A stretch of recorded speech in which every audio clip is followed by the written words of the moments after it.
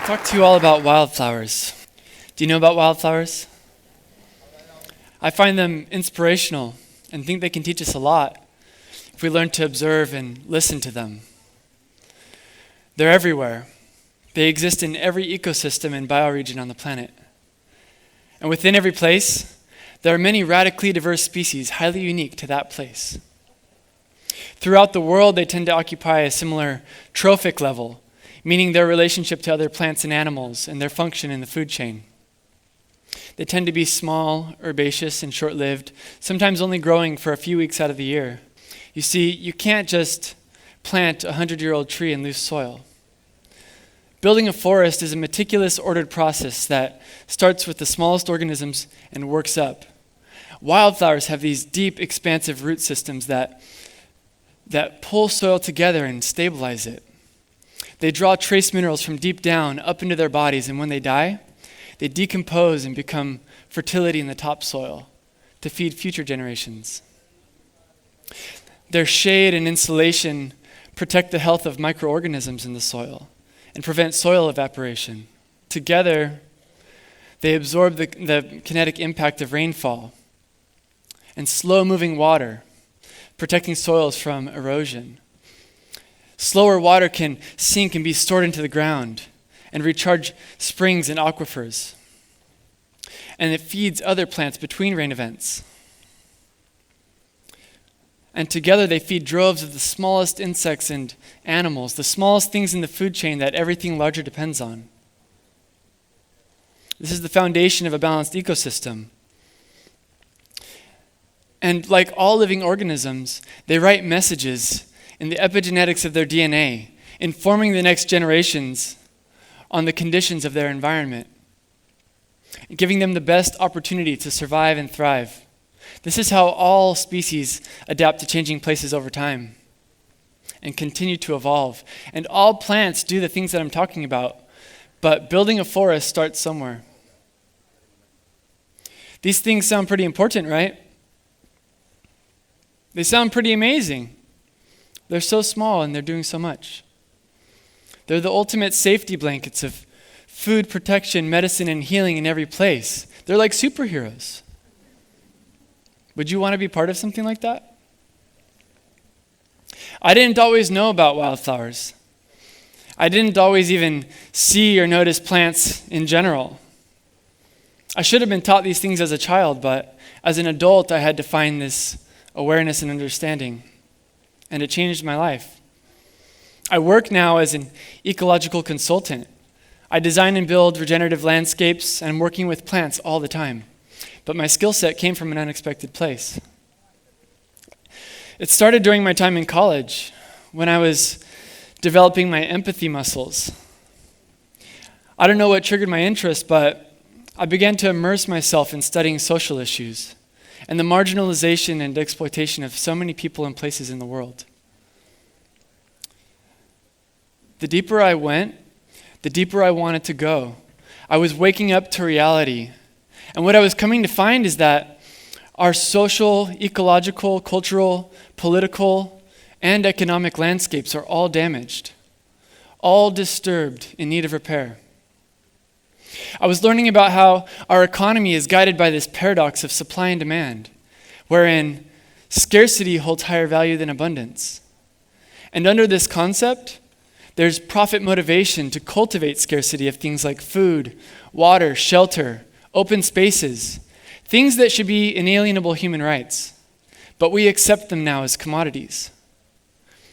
And now my generation and those born after me haven't been left with enough access to these things. They've been replaced with an abstracted reality. Our histories glorify and excuse the violence, genocide, slavery, and other atrocities committed by governments to take these things from free people. And now the descendants of robbed and exploited groups of people are still being robbed and highly marginalized.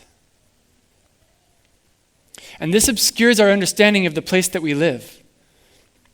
And what makes it worse is growing up surrounded by advertising that says, you are not all of who you should be until you've had X, Y, Z service, product, or experience. And this obscures how we understand ourselves And our identities become more about what we're consuming rather than what we're producing or where we live. Here in Southern California, we perceive drought as a scarcity of rainfall. But what we actually have is a scarcity of watershed literacy. We have a scarcity of appropriate design to slow spread, sink, and capture water to meet all of our needs. We have a scarcity of cultural appreciation for the precious resource water is. And a scarcity of accountability and regulation over entities that ruin our fresh water.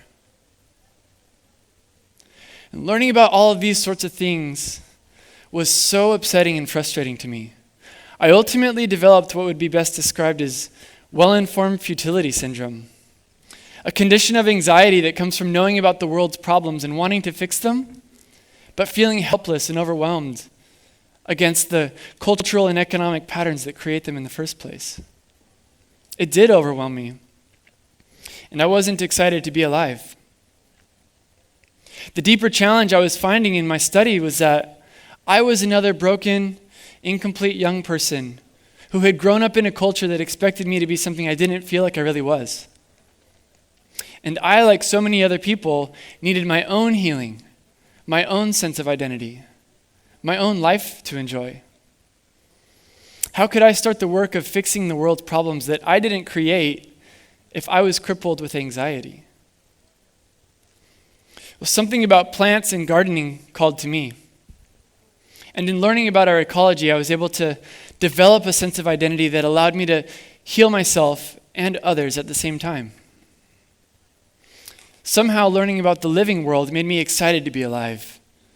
I felt connected to something beyond myself. And after college, I didn't know it at the time, but I was starting to think like a wildflower. I wanted nothing more than to help repair the world.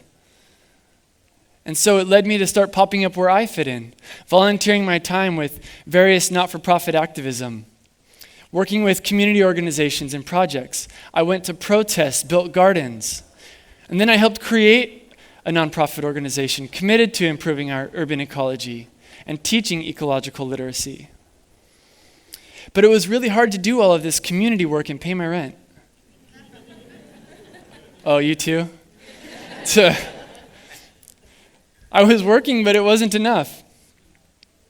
And I was also realizing during this time that many nonprofits represent the failures and shortcomings of our socioeconomic paradigm. They're doing a lot of really important work that needs to happen that we don't value enough as a society to invest in. And meanwhile, the most profitable entities in the world are out there mining people and places to extinction, committing crimes they don't get punished for, and selling products that lack integrity. Like every printer I've ever bought. I don't know why they can't figure those things out.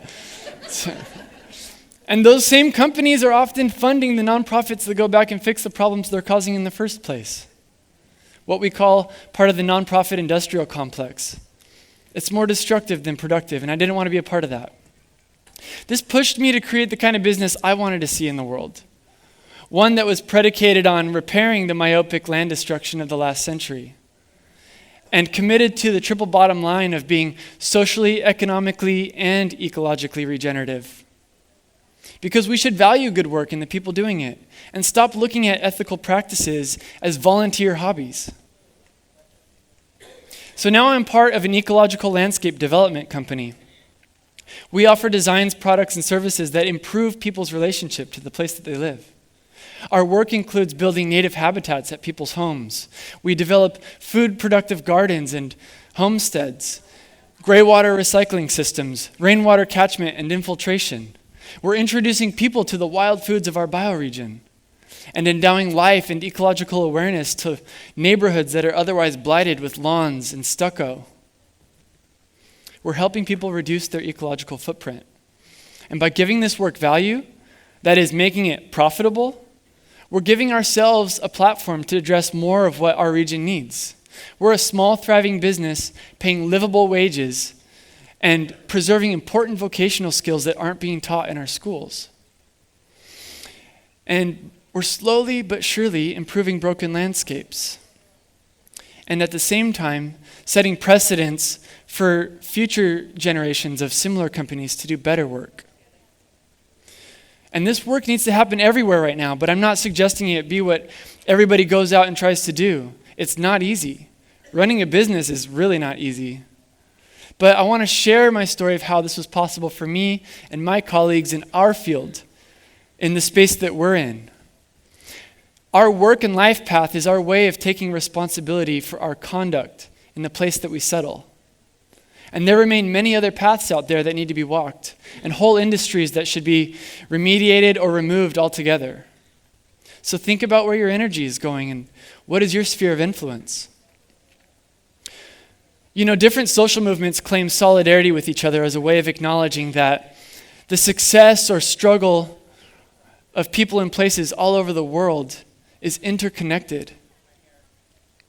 Well, wildflowers in the plant kingdom have what I like to call SOILdarity, with every living thing, past, present, and future. Because the living world understands that we grow and die together. The soil is our womb and our grave, all of us.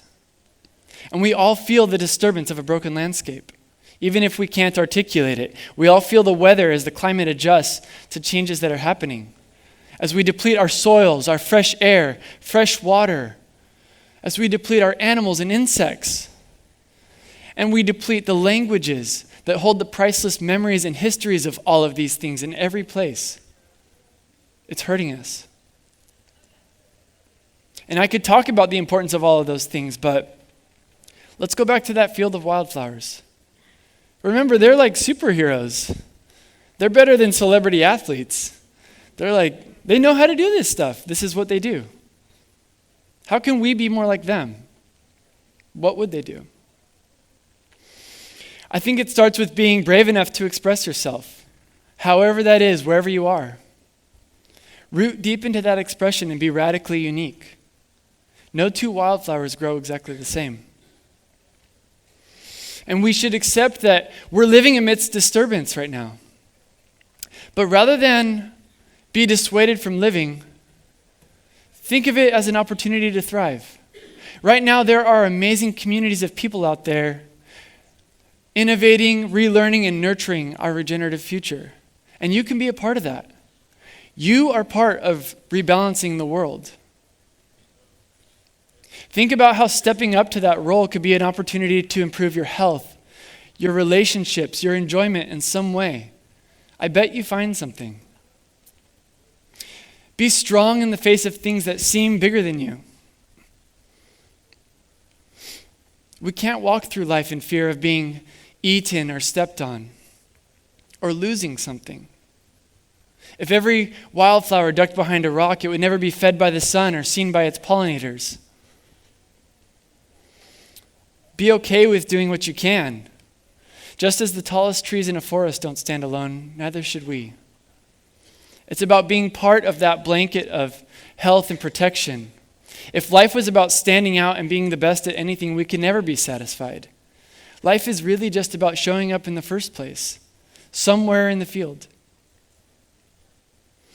And we need to embrace diversity. Just as no field contains only one species of flower, there are no ideas, religions, skin colors, lifestyles, or languages fit to monocrop the minds and bodies of the world. It's our duty to embrace diversity. And be committed to next generations.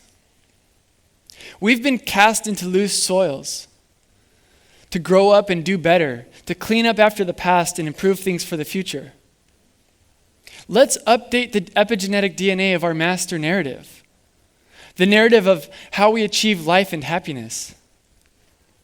We don't have to poison and ruin the world to have that. We're all somewhere right now, blowing somewhere tomorrow, and destined to express ourselves somehow. We all occupy a trophic level in the socioeconomic stratosphere. Do the work in your life to make sure you're not forwarding debts and pollution onto future generations. They should only be fed real food, clean air, healthy ideas, and loving relationships. And so should you. And we can all have that.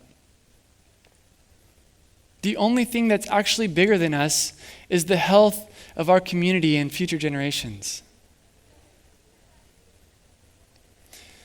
If you can be more like a wildflower in your life, we will thrive. And in several generations, the old growth forest of our culture will be so strong, so fearless, so healthy. Thank you.